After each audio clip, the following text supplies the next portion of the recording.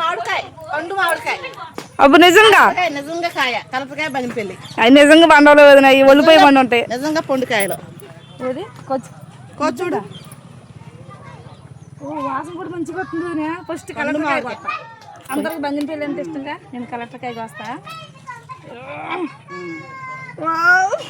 నిజంగా మంచి పండు సువాసన వదిన. నిజంగా కలెక్టర్కాయ వాసనే వేరు కదా వదిన. అసలు ఎంత బాగుంది. నోట్లో నీళ్ళు ఊరిపోతున్నాయి. ఆగు. నిజంగా పండు ఫ్రెండ్స్, నిజం.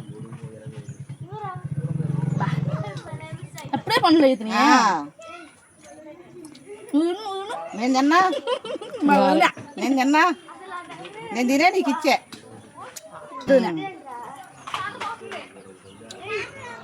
ప్రేమతో ఇచ్చా మా ఆడపడుచుకి. అందుకే తినేస్తున్నది మా అత్త.